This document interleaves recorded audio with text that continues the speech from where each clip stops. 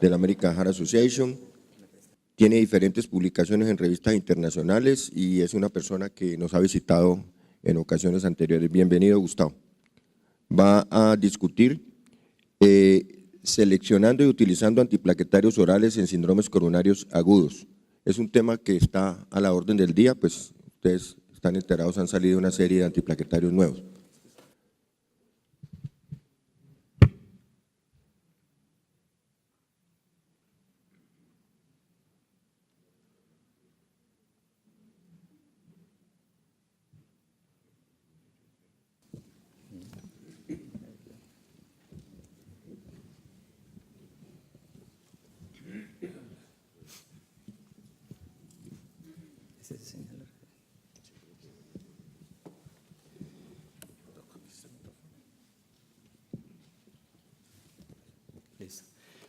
Bueno, buenos días, muchísimas gracias, es un placer nuevamente estar acá y espero que esta charla pues definitivamente sea continuidad de la que acaba de dar el doctor Buitrago en el aspecto de enfermedad coronaria, en este caso de síndromes coronarios agudos. La charla, voy a tener muchísimos datos de muchísimos estudios, pero voy a tratar de resaltar qué es lo importante de lo cual podemos hacer uso clínico de cada uno de ellos, para que no nos enredemos con tantos datos y p-values y toda esta información que es muy útil cuando nos sentamos a leer los estudios, pero lo práctico lo tenemos que extraer de ellos.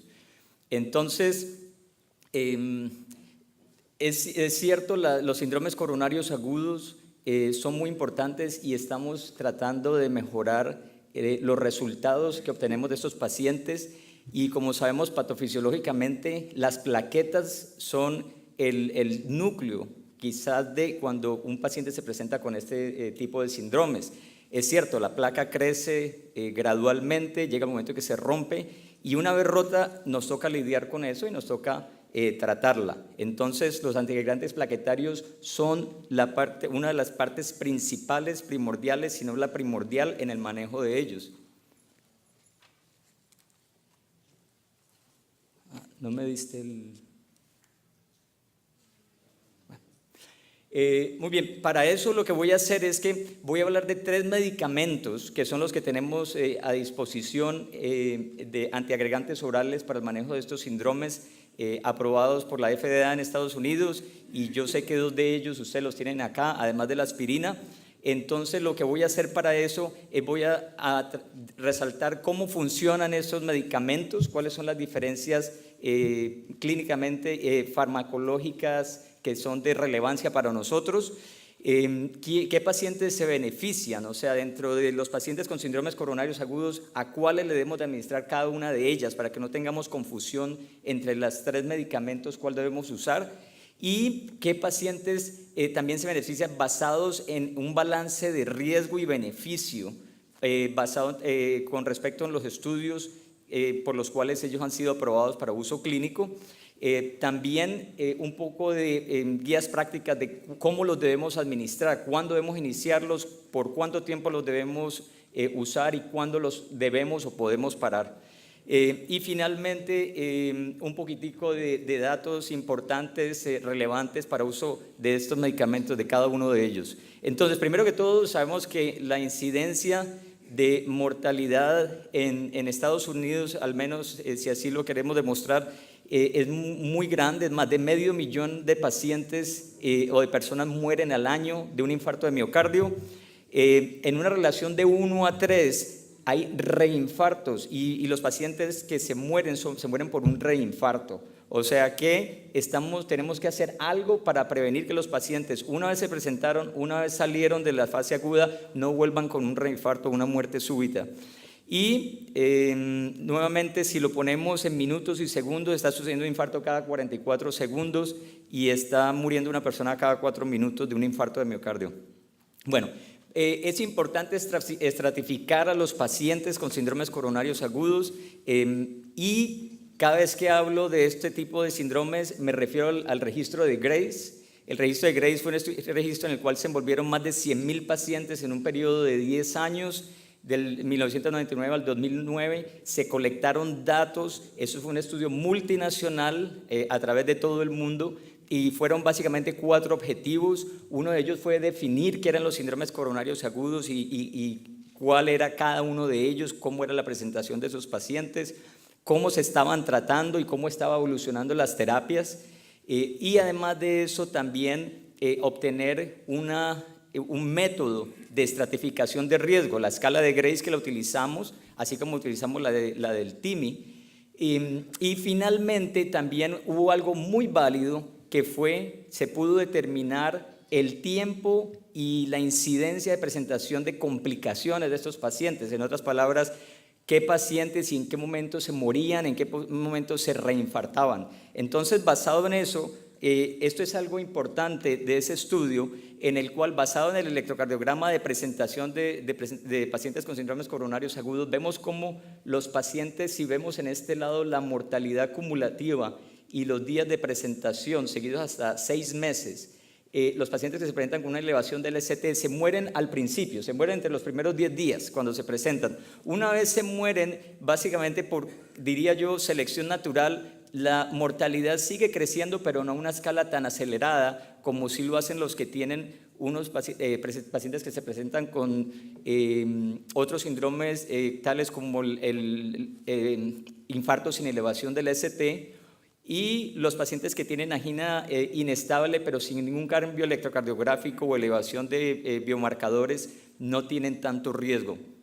Entonces, la implicación clínica es que obviamente tenemos mucho que hacer para los pacientes que se presentan con elevación del ST, como lo acaba de describir el doctor Buitrago, pero una vez los pacientes salen del hospital, tenemos que ponerle mucho cuidado a los otros pacientes también, y ahí viene la validez de que los médicos primarios, los médicos de la comunidad, los cardiólogos que estamos viendo pacientes en la consulta, tengamos que seguir utilizando terapias muy efectivas para prevenir que estos pacientes tengan otro tipo de complicaciones a largo plazo. Bueno, entonces entremos ya en el tema. Las terapias que tenemos disponibles, la aspirina, que se reconoció el efecto beneficioso del 85 más o menos, y se le dio aprobación para que se utilizara en el manejo de estos pacientes. Posteriormente aparecieron las tienopiridinas, 2 de ellas, las cuales tenemos disponibles, el clopidogrel y el prasugrel, que se deben utilizar en combinación con aspirina. Desde el 2002 el clopidogrel, que es el que más tiempo lleva fuera, y después el prasugrel en el 2009. Finalmente, en el 2011 apareció el ticagrelor, que es el más nuevo de todos ellos y que pertenece a otra familia. Si ustedes notan aquí, no es una tienopiridina, pero es también un antiagregante plaquetario aprobado para el mismo uso.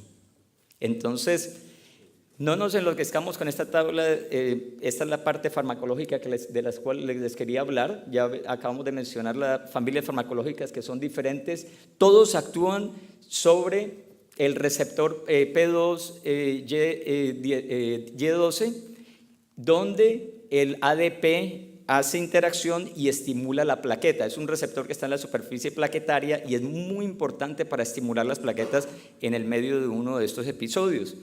El clopidogrel y el prasugrel lo hacen irreversiblemente, mientras que el ticagrelor lo hace reversiblemente, y esto tiene sus implicaciones clínicas que, aunque no han sido obvias, están siendo investigadas.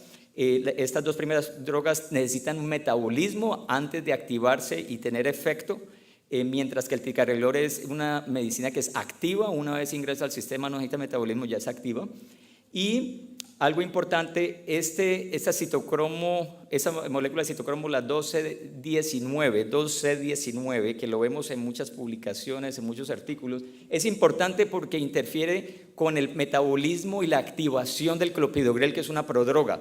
¿Por qué es importante? Porque las otras no tienen nada que ver con ese citocromo, y hay un genotipo que puede o aumentar o disminuir la actividad de esta citocromo. Entonces, pacientes que son cargadores de ese genotipo que disminuye la presencia de esta citocromo, hace que los pacientes sean más resistentes o no respondan bien al clopidogrel. Hay los estudios mayores por los que han conllevado a la aprobación, a la demostración del beneficio de cada una de las medicinas en estos síndromes. Son estudios muy grandes, pero a la vez de eso son estudios que son difíciles de comparar, porque en todos ha habido diferencias del tipo de población que se ha incluido, Como vemos, sí es cierto que el Triton Timi 38 para el prasugrel y el plato para el ticagrelor han envuelto todo el tipo de población de síndromes coronarios agudos. No ha sido así para el Cure. El tipo de manejo tanto ha sido aprobada y ha sido demostrado para manejo invasivo, como los pacientes que van al laboratorio de cateterismo versus los que se les maneja solamente médicamente, y así es aprobado para el ticagrelor, al igual que para el clopidogrel, pero no para el prasugrel, que solamente se debe administrar en pacientes a los cuales se ha hecho una intervención percutánea. Y así sucesivamente. Está aprobado también que el ticagrelor se dé, al igual que el clopidogrel, antes de que el paciente haya ido al laboratorio y se le haya visto qué tipo de anatomía tiene y asegurarnos que no va a necesitar cirugía de corazón abierto, mientras que para el prasugrel se necesita primero hacerle un angiograma antes de que lo podamos utilizar. Ahora, hablemos del clopidogrel específicamente. ¿Qué tenemos que saber? ¿Qué evidencia hay de que él trabaja y que es superior a la aspirina? Porque fue el primero que salió. Entonces, para eso nos podemos remontar al Cure, en el cual se vio que comparado con placebo o básicamente aspirina sola versus clopidogrel con aspirina, hubo una reducción de riesgo de un 20%. Eso como una población general. Ahora, cuando se extrapola qué tipo de manejo terminaron recibiendo los pacientes, médico, o si fueron y recibieron un stent, o si fueron manejados quirúrgicamente, todo se mantuvo con la misma proporción de un beneficio de reducción de riesgo de complicaciones cardiovasculares. O sea, se demostró claramente que es beneficioso para el uso de este tipo de pacientes. Ahora, ¿qué es el riesgo? Obviamente con las medicinas potentes debe haber un riesgo de sangrado. Para eso tenemos, si extrapolamos los datos de otros estudios grandes como el Clarity, en el cual se usó clopidogrel y se demostró que era efectivo en pacientes que recibían trombolisis sin aumentar el riesgo de sangrado. Y en estos pacientes se demostró no solamente que no aumentaba el riesgo de sangrado, pero también que aumentaba la incidencia de mantener la arteria patente. O sea, que se volvía y se le hacía un angiograma al paciente y los que habían recibido clopidogrel era más el chance de que tuvieran una arteria patente versus reocluida si solamente hubieran recibido aspirina. Y el COMET, que también encontró hallazgos muy similares a los que les acabo de presentar del Cure. En todos estos se concluyó de que el uso de clopidogrel no aumenta el riesgo de sangrado. Entonces sabemos que es más efectiva que aspirina solamente y que es igualmente segura que si se utilizase solamente aspirina, no aumenta el riesgo de sangrado. Esas son las conclusiones. Ahora, las dosis de aspirina que debemos de utilizar, si extrapolamos los datos del Cure, donde se estratifican los pacientes basados en la dosis de mantenimiento de aspirina, se encuentra que entre más alta la dosis de aspirina, más alto el riesgo de sangrado. Independiente de que sea que sea sin o con clopidogrel, va aumentando paulatinamente en la medida que aumentamos la dosis de aspirina, por lo cual ya hemos llegado a una recomendación 2A en las guías de que se considere el uso de una dosis baja de aspirina aún en pacientes que se les ha puesto un stent. Tenemos la tendencia, y nosotros los intervencionistas así pecamos, de que queremos usar dosis altas de aspirina, que el paciente se vaya con más de 300 miligramos a la casa, y realmente no hay una evidencia que demuestre que sea superior a una dosis baja de ella. Ahora, una vez llega el paciente entonces al hospital, lo estratificamos, tenemos que hacer una estratificación de riesgo clínicamente con electrocardiograma y biomarcadores, y una vez así lo hacemos, tenemos que iniciar un método de tratamiento, obviamente. Entonces tenemos dos opciones: o decidimos que el paciente es de bajo riesgo, no necesitamos llevarlo al laboratorio, lo vamos a manejar médicamente, o decimos lo vamos a manejar invasivamente porque es de alto riesgo, tiene las troponinas o los biomarcadores elevados, el electrocardiograma está normal. Entonces, si decidimos con manejo médico, en cuanto a antiagregantes tenemos dos opciones: el clopidogrel y el ticagrelor están aprobados y es una recomendación 1 con un nivel de evidencia B, basado en los estudios. Ahora, si decidimos irnos por una vía invasiva, también antes de hacer el cateterismo debemos ya comenzarle un tipo de antiagregante plaquetario, y contamos ya con 3, porque en ese caso podemos hacer o clopidogrel o ticagrelor, como lo acabo de mencionar, o si no también un inhibidor de la glicoproteína 2B3A intravenosamente, como es obvio. Claro, como acaba de mencionar el doctor Buitrago, desafortunadamente la mayoría de estudios, a pesar de que tiene una evidencia sólida, lo que vemos en términos prácticos es que aumenta el riesgo de sangrado, desafortunadamente. Ya, una vez el paciente recibe el stent, aumentamos, por fin tenemos la tercera opción, que es el prasugrel, para darle a esos pacientes. Si aún después de haberle hecho el cateterismo decimos no necesita stent, la señora X tiene 89 años, mucho el factor de riesgo, mucha enfermedad de vasos, no tiene nada crítico, vamos a manejarla médicamente. Ella idealmente se va a ir para la casa o con clopidogrel o ticagrelor, además de la aspirina, si es posible y si el riesgo de sangrado no es más alto que el beneficio. Pero prasugrel, nuevamente insisto, solamente para los que han recibido un stent. Entonces, las guías nos dicen con recomendación clase 1B de la dosis de carga se recomienda para ellos que van a recibir angioplastía, no para los tratamientos médicos, pero angioplastía.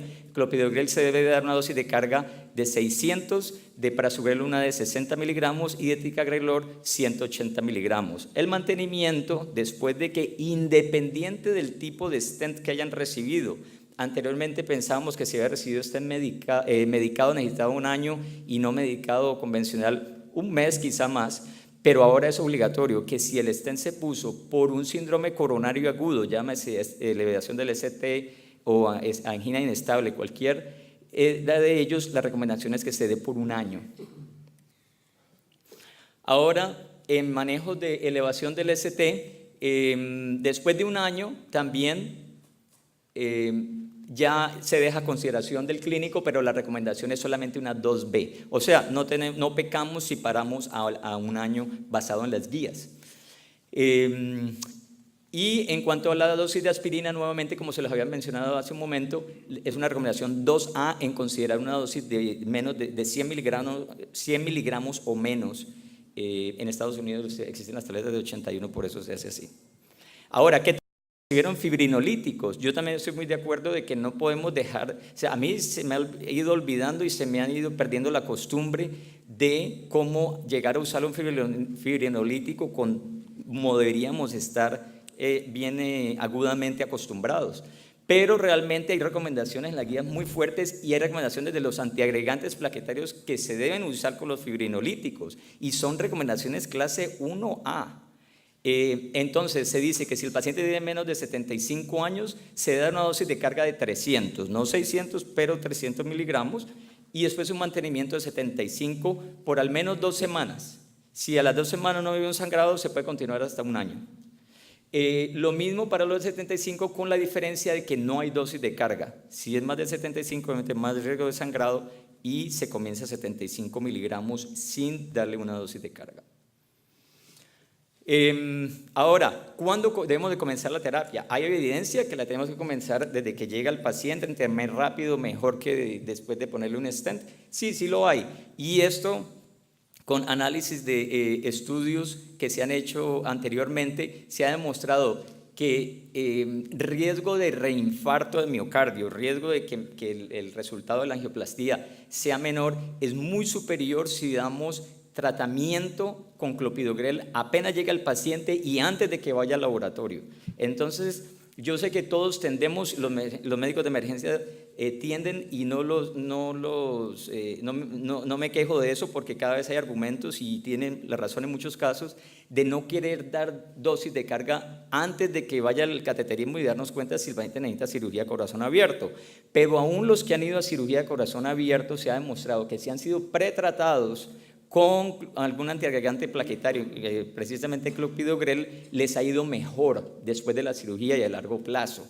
Básicamente ha bajado la carga de plaquetas que están estimuladas y están activas, van a la cirugía y terminan yéndoles mejor en cuanto a los resultados. Entonces, esto fue confirmado con el análisis de estos pacientes. Lo mismo que cuando se analizó la mortalidad o el reinfarto a 30 días y se demostró que era definitivamente superior, con una reducción de riesgo de un 29% en pacientes que fueron pretratados antes de saber la anatomía. Entonces, básicamente, tenemos guías que nos dicen que podemos y debemos darlo antes de que sepamos que el paciente haya recibido el cateterismo diagnóstico. Esto obviamente siempre debe ser consultado con el intervencionista o el cardiólogo, porque hay casos excepcionales en los cuales anticipamos el paciente va posiblemente necesitar cirugía. Ahora, ¿qué dosis? 600 versus 300. Yo ya hablé de los 300 para los pacientes con fibrinolíticos. Ahora, las guías dicen que si el paciente tiene infarto de miocardio y va a ir, es casi que seguro que si tiene un infarto, va al cateterismo, va a necesitar un stent, por lo tanto, 600 está probado con una indicación bastante fuerte de que se use como la dosis de carga. Sin embargo, no es para toda la población de síndromes coronarios agudos. Entonces, en este caso, la ARMADA 2 fue un estudio que se hizo en pacientes que iban a ir por la vía invasiva y se le dio una dosis alta de 600 miligramos versus una dosis de 300 miligramos y se comparó en esta población, que no fue una población muy grande.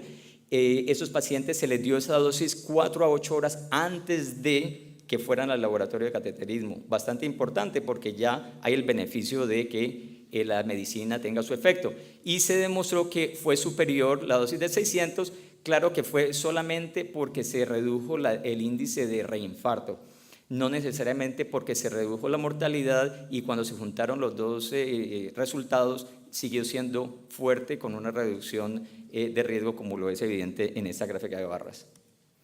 Ahora, un estudio más grande, el OASIS 7, también en ese estudio fue mucho más grande, pero solamente se siguieron los pacientes por 30 días. Entonces, la misma cuestión, la pregunta, 300 versus 600. Entonces, en este grupo de pacientes con todo el tipo de síndromes coronarios agudos que iban a ser intervenidos en el laboratorio de cateterismo, iban a ir por una vía invasiva, se encontró que a cambio de lo otro no hubo una diferencia. Miren a ese p-value, no hubo una diferencia si le da 300 versus 600. Nuevamente nos regresamos atrás, nos quedamos sin respuesta. Claro, cuando se analizaron más los datos, se confirmó de que si los pacientes recibían una angioplastía, un stent, no solamente iban al laboratorio, pero además eso recibían el stent, sí les iba mucho mejor si habían sido tratados con 600. Cuando habían sido tratados con 600 miligramos, por el contrario, les iba peor si no recibían stent. Entonces la conclusión fue que muchos expertos se han reunido y han debatido eso y la conclusión ha sido que si el paciente va a recibir un stent, que se dé 600, a veces no lo sabemos, entonces generalmente podemos dar 300 y cuando va a recibir el stent se le dan los otros 300 una vez está en la mesa. Pero si el paciente va a ser tratado médicamente, realmente la recomendación es hacerlo con 300 miligramos solamente.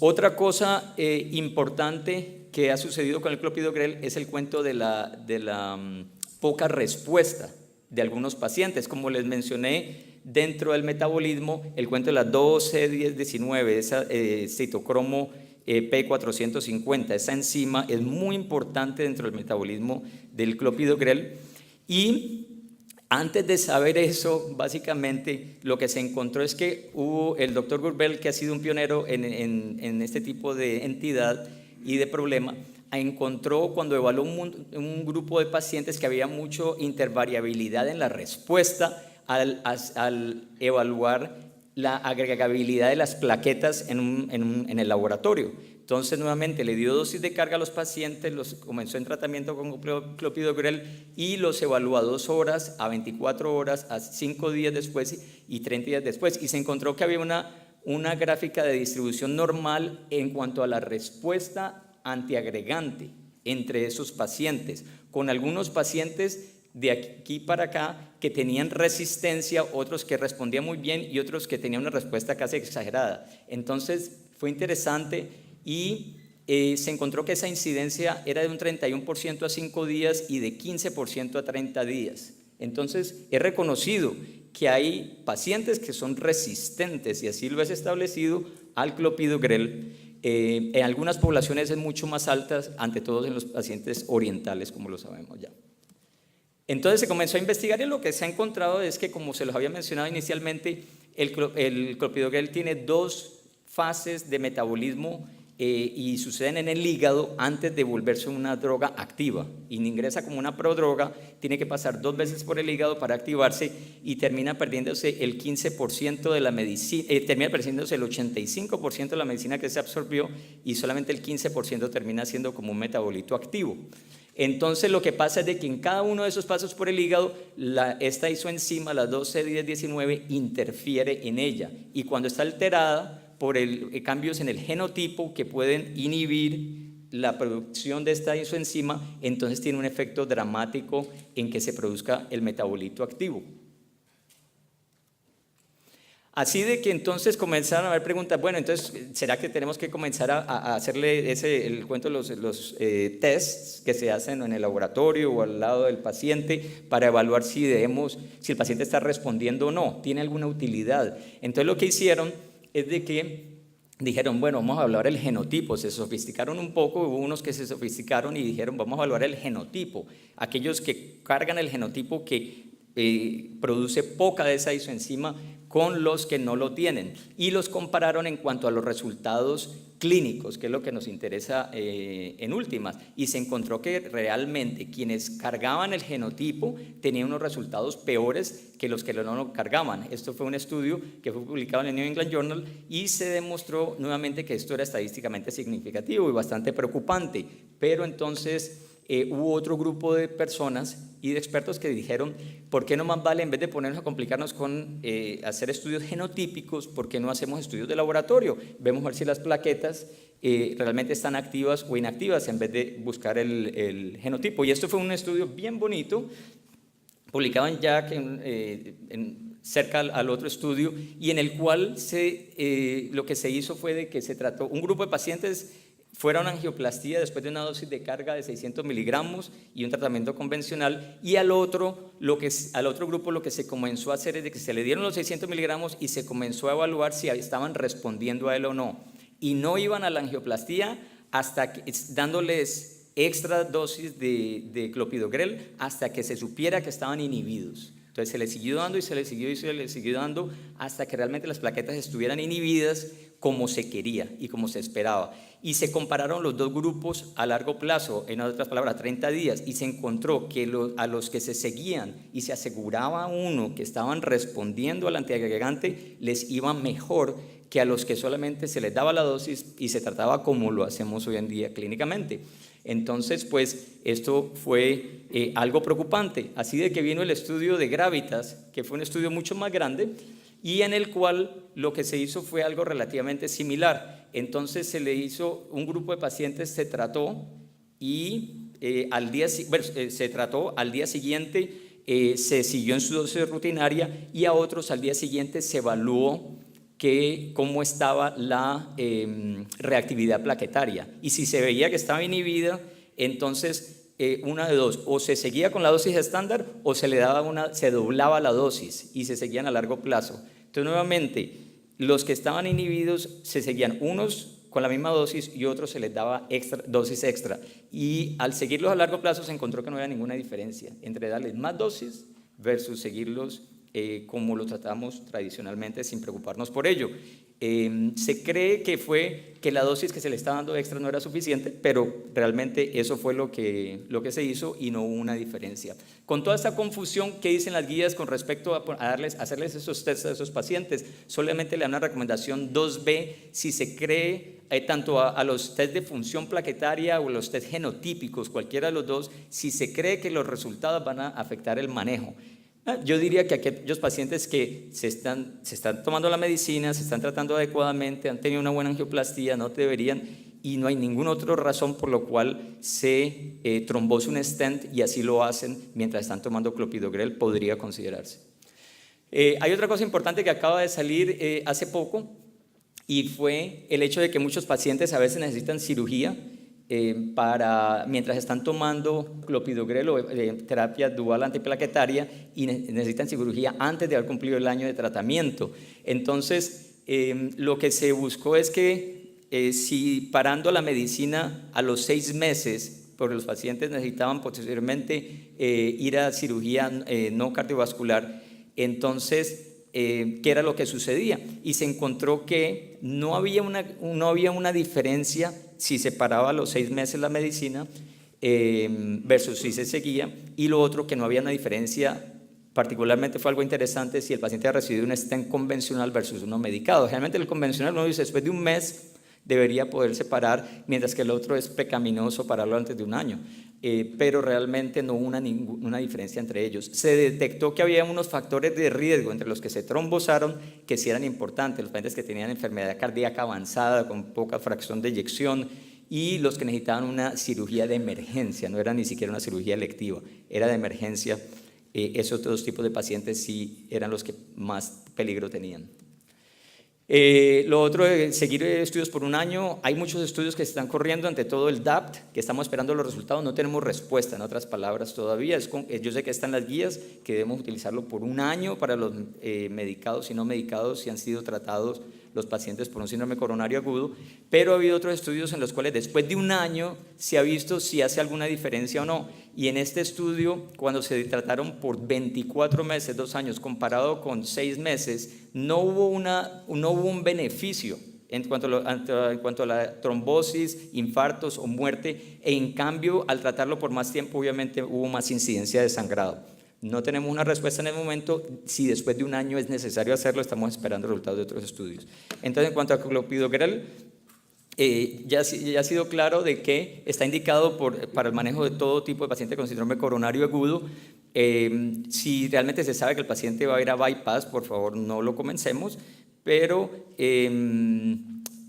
si el paciente necesita una cirugía y está en ello, deberíamos esperar unos 7 días antes de que vaya a cirugía mayor.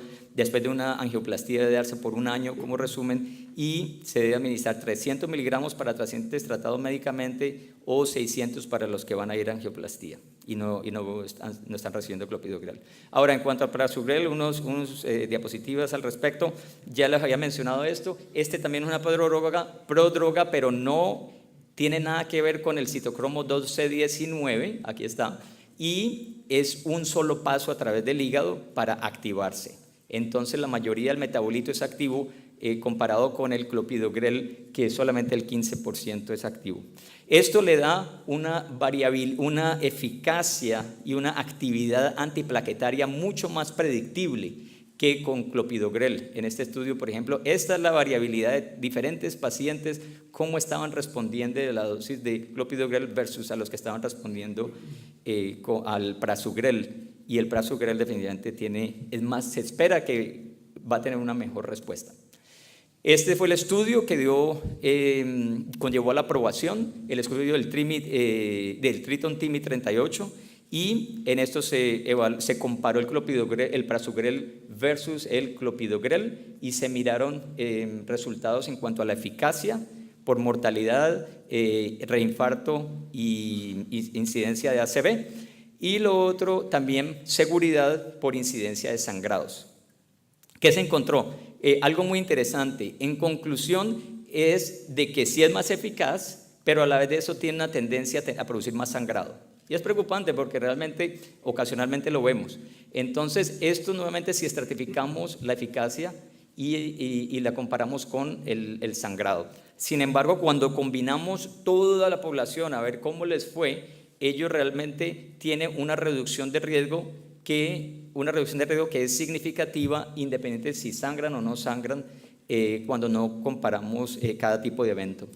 Ahora, cuando se evaluaron diferentes poblaciones dentro del grupo, se establecieron 2 grupos que son muy importantes, que son los diabéticos y los pacientes que ingresan por un infarto de miocardio, y se encuentra que la eficacia es superior, pero el riesgo de sangrado es igual al clopidogrel. Entonces, cuando se combinan los 2 grupos, definitivamente hay un efecto bastante importante. Entonces yo diría que en diabéticos, en pacientes que ingresan con infarto de miocardio, es una muy buena opción. En cuanto a disminución de riesgo de trombosis de stent, es superior al clopidogrel, como lo podemos ver aquí, y se necesita tratar solamente 77 pacientes con un prasugrel para disminuir una trombosis comparado con clopidogrel. Ahora, otra cosa dentro del análisis de este estudio muy, muy importante, porque yo creo que prontamente va a estar disponible para todos acá, y es de que los pacientes, se evaluaron otro tipo de población y se encontró que pacientes basados en historia de ACV, el paciente ha tenido cualquier historia de ACV, les fue muy mal con prasugrel, les fue mucho mejor con clopidogrel, y es una contraindicación, es una recomendación 3 dentro de las guías, utilizar prasugrel en pacientes que han tenido alguna historia de esto. Ahora, los que son mayores de 75 años, perdió el beneficio, y entonces realmente es una recomendación, una contraindicación relativa. Lo mismo que para pacientes que pesan menos de 60 kilos. Entonces, si quieren acordar de algo, lo de prasugrel e historia de ACV, esa no. De edad y delgados o de bajo peso, posiblemente una contraindicación relativa. No está indicada para manejo médico, como ya lo había mencionado inicialmente, y en este estudio lo que se encontró, se confirmó eso, de que no hay una diferencia importante, no servía básicamente, o no era nada superior al clopidogrel, y que el riesgo de sangrado, sin embargo, era similar. Bueno, entonces esto yo lo acabo de mencionar, no le voy a perder más tiempo. Es una prodroga, como resumen de ella, está indicado para pacientes que con síndromes coronarios agudos, cualquiera de ellos, pero solamente si se les hace angioplastía, no para tratamiento médico comparado con clopidogrel, y es una recomendación clase 3 si tienen historia de un ACV, básicamente lo más importante.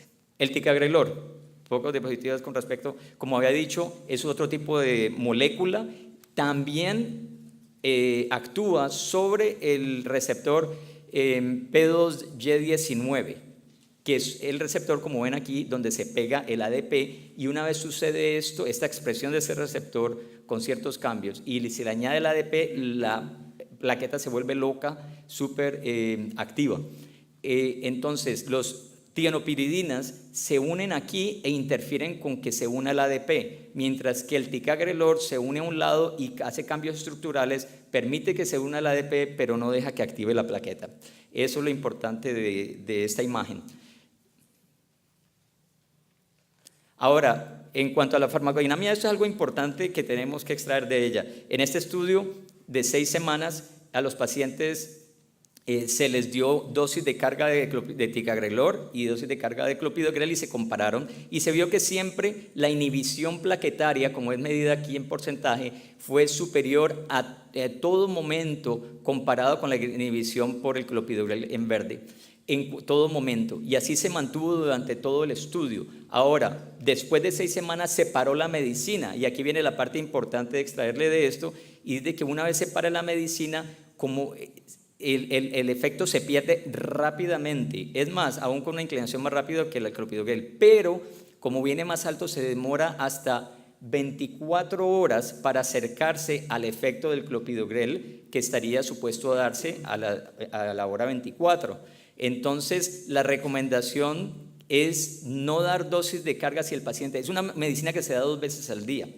Entonces, si pierde una dosis aquí en la mitad del tratamiento, no se le recomienda al paciente tomar una dosis extra o ajustar el horario, sino que volver al horario inicial, que sería aquí, y el paciente vuelve y normaliza su efecto antiplaquetario. Entonces, es una recomendación clínica importante. Si el paciente se le olvida 2 veces al día, si se le olvida una dosis, lo importante es que siga con su horario y que no tenga ningún problema.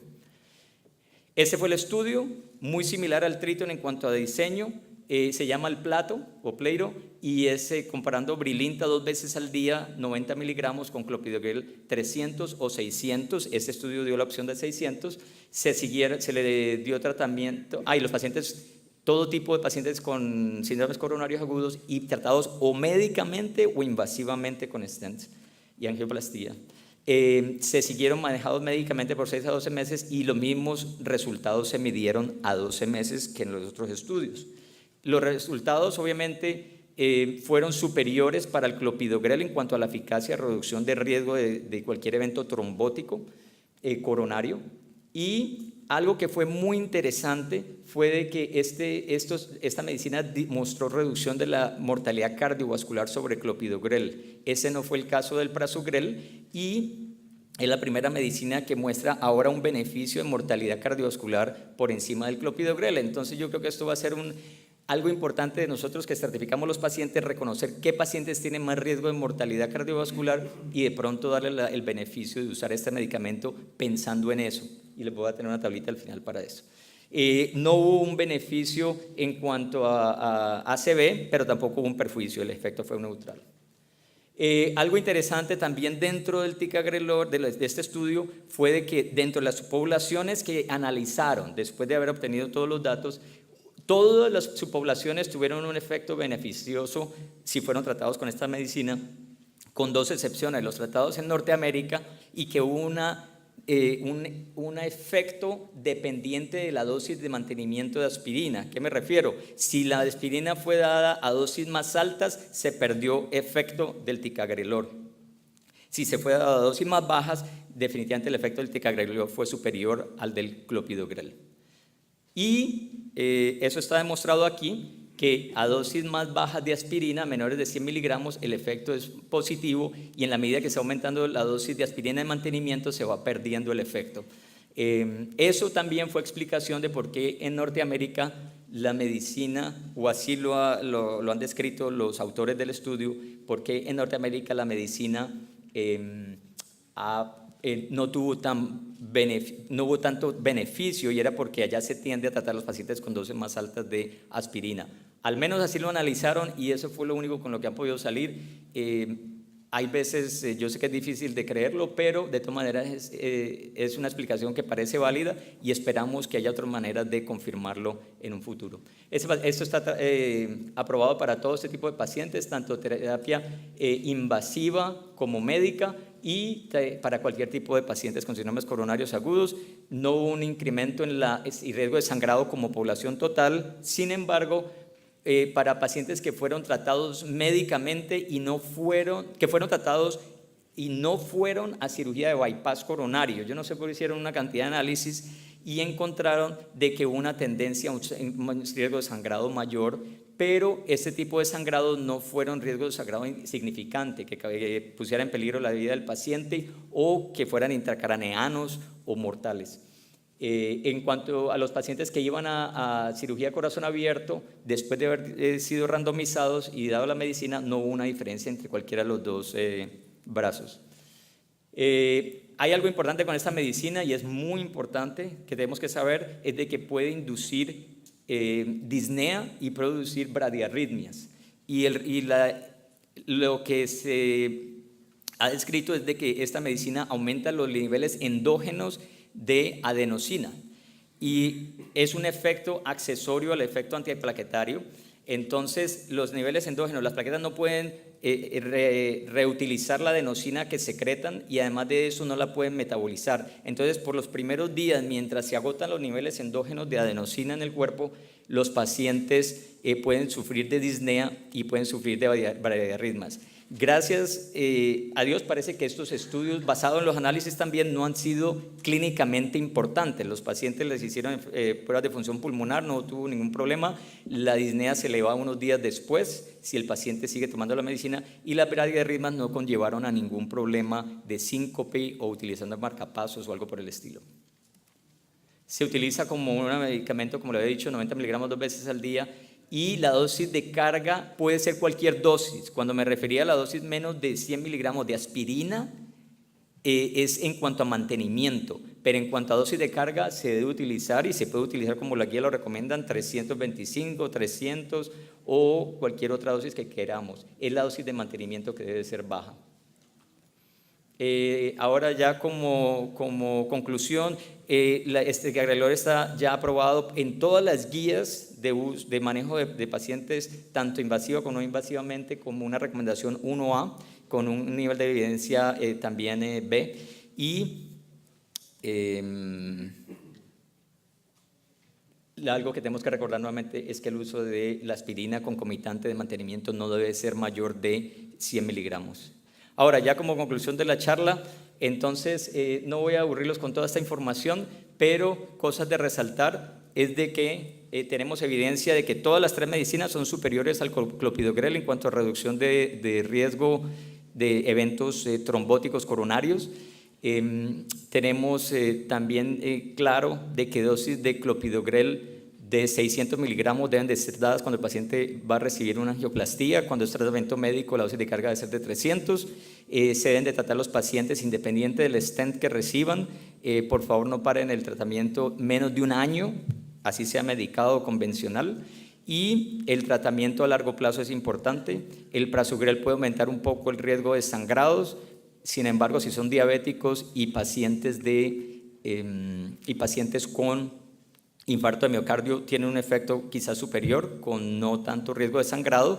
Sin embargo, si han tenido historia de ACV, es una contraindicación. Y por último, el ticagrelor ha mostrado una superioridad en cuanto a reducción de mortalidad cardiovascular. Esta es la tabla que les tenía ya para concluir, y es nuevamente volviendo a la estratificación. Estratificación está saliendo ya ahora y está nuevamente de moda, porque no solamente clínica, como lo he venido resaltando, pero también dentro del angiograma, los que hacemos en hemodinamia, cuando una vez inyectamos las coronarias, una vez le ponemos un stent, tenemos muchísimos mecanismos de estratificar a los pacientes. Ese paciente el riesgo que se trombose el stent es bajo, moderado, alto, y se combinan también el tipo de estratificación es importante. Pero cosas que debemos de saber es de que si pacientes tienen todo este tipo de factores de riesgo como paciente, o estas lesiones coronarias existen, quizás se beneficien más de un tipo de terapia más fuerte que solamente darle clopidogrel y aspirina. Y obviamente también tenemos que tener en mente el costo. Gracias. Y nuevamente, si lo ponemos en minutos y segundos, está sucediendo un infarto cada 44 segundos y está muriendo una persona cada 4 minutos de un infarto de miocardio.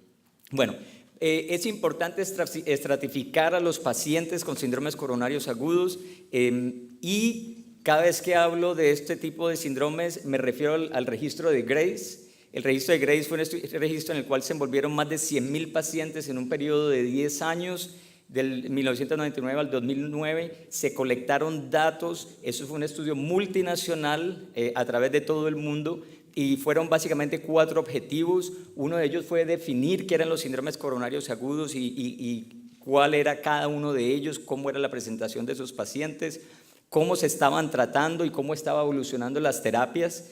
Y además de eso también obtener un método de estratificación de riesgo, la escala de Grace que la utilizamos, así como utilizamos la del TIMI. Y finalmente también hubo algo muy válido, que se pudo determinar el tiempo y la incidencia de presentación de complicaciones de estos pacientes. En otras palabras, qué pacientes y en qué momento se morían, en qué momento se reinfartaban. Entonces, basado en eso, esto es algo importante de ese estudio, en el cual, basado en el electrocardiograma de presentación pero voy a tratar de resaltar qué es lo importante, de lo cual podemos hacer uso clínico de cada uno de ellos, para que no nos enredemos con tantos datos y p-values y toda esta información que es muy útil cuando nos sentamos a leer los estudios, pero lo práctico lo tenemos que extraer de ellos. Entonces, es cierto, los síndromes coronarios agudos son muy importantes, y estamos tratando de mejorar los resultados que obtenemos de estos pacientes. Y como sabemos, patofisiológicamente, las plaquetas son el núcleo quizás de cuando un paciente se presenta con este tipo de síndromes. Es cierto, la placa crece gradualmente, llega el momento que se rompe, y una vez rota nos toca lidiar con eso y nos toca tratarla. Entonces, los antiagregantes plaquetarios son una de las partes principales, primordiales, si no la primordial en el manejo de ellos. No me diste el... muy bien, para eso lo que voy a hacer es que voy a hablar de 3 medicamentos que son los que tenemos a disposición de antiagregantes orales para el manejo de estos síndromes aprobados por la FDA en Estados Unidos, y yo sé que 2 de ellos ustedes los tienen acá, además de la aspirina.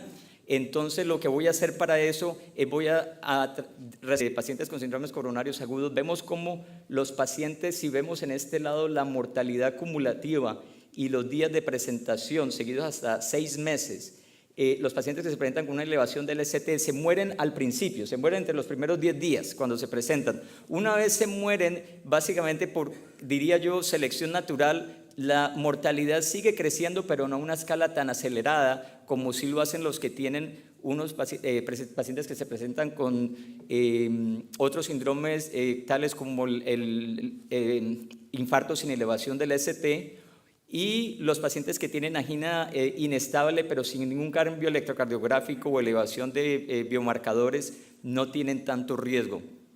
Entonces, la implicación clínica es que obviamente tenemos mucho que hacer para los pacientes que se presentan con elevación del ST, como lo acaba de describir el doctor Buitrago, pero una vez los pacientes salen del hospital, tenemos que ponerle mucho cuidado a los otros pacientes también, y ahí viene la validez de que los médicos primarios, los médicos de la comunidad, los cardiólogos que estamos viendo pacientes en la consulta, tengamos que seguir utilizando terapias muy efectivas para prevenir que estos pacientes tengan otro tipo de complicaciones a largo plazo.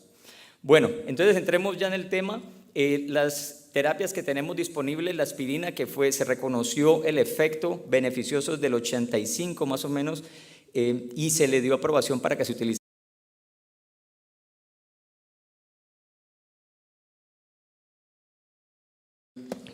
De la American Heart Association, tiene diferentes publicaciones en revistas internacionales y es una persona que nos ha visitado en ocasiones anteriores. Bienvenido, Gustavo. Va a discutir seleccionando y utilizando antiplaquetarios orales en síndromes coronarios agudos. Es un tema que está a la orden del día, pues ustedes están enterados, han salido una serie de antiplaquetarios nuevos.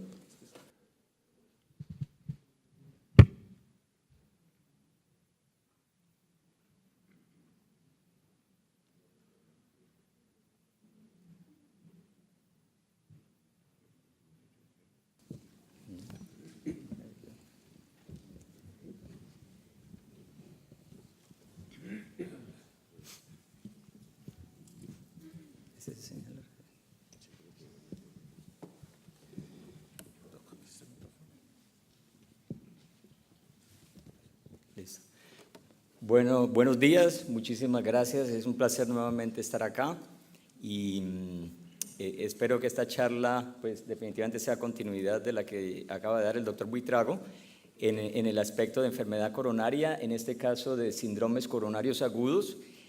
En la charla voy a tener muchísimos datos de muchísimos estudios, saltar cómo funcionan estos medicamentos, cuáles son las diferencias clínicamente farmacológicas que son de relevancia para nosotros, qué pacientes se benefician, o sea, dentro de los pacientes con síndromes coronarios agudos, a cuáles le debemos de administrar cada una de ellas para que no tengamos confusión entre los 3 medicamentos, cuál debemos usar, y qué pacientes también se benefician basados en un balance de riesgo y beneficio, basado con respecto a los estudios por los cuales ellos han sido aprobados para uso clínico.